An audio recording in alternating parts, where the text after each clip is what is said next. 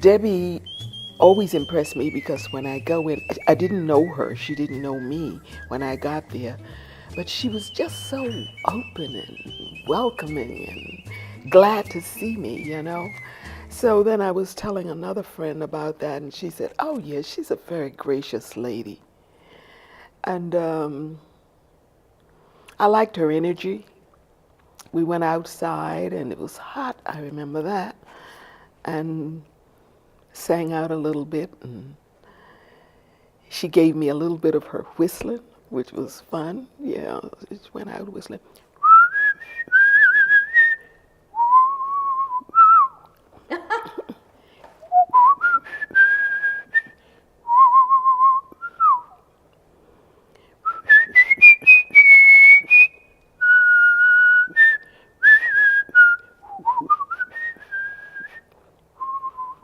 Oh, we laughed so.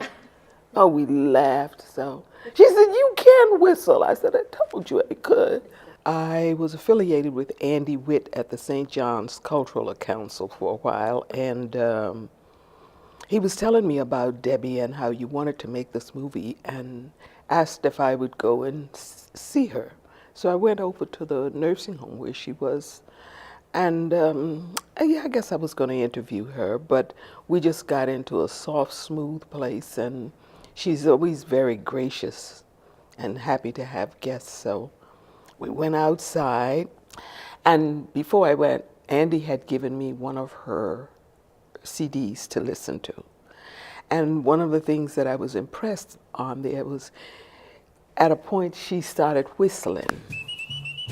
So as we got there, she was, when I started asking her the questions, she was like I am now, afraid she was going to forget everything she was supposed to say, and she was being very cautious. So I says, one of the songs on there was, I believe it was Careless Love. And I knew that song, so I started telling her, "Oh, I really like it when you sing Careless Love, love, oh, careless love." She said, "Oh, yeah," eyes lit up, and right away she was ready to talk. She was on stage as fast as that. She was an easy one. And then she started to sing that, and I said, "Oh, I love that place in there where you start whistling." She said, "Oh, I've got to tell you about that.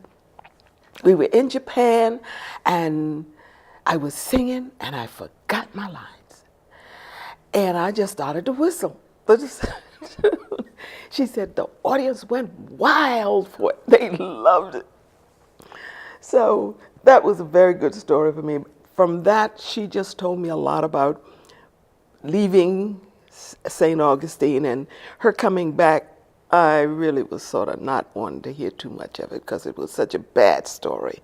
To come back home after being a star around the world and can't even get a job except in a restaurant was. So I was leaving that part alone and wanting to hear about her travels, and she just told me about some of the places she sang and how she enjoyed that. And for a moment there, she was in a very good space. So you've heard her music. How does it make you feel? What do you think about her, Jan? She's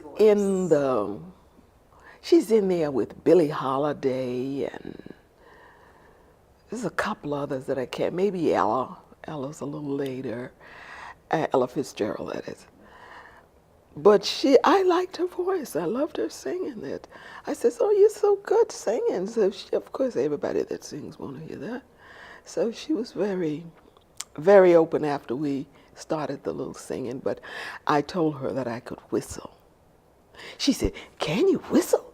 I said, "Yeah, I can whistle." I said, I grew up walking behind my dad, just following him, and my dad didn't sing, but he always whistled. So Dad is whistling, I'm going to learn to whistle. And Debbie thought that was just hilarious. So I said, "Debbie, maybe the fact that I can whistle, I could play you." She thought that was hilarious. I said, "So don't be so jazzy about that now. They have makeup and stuff. They can make," I said, "they can make me look like a real young you." So we had a lot of fun that day. I felt very uplifted when I left her. And then a couple of times I went back to see her and took her something or asked what she needed.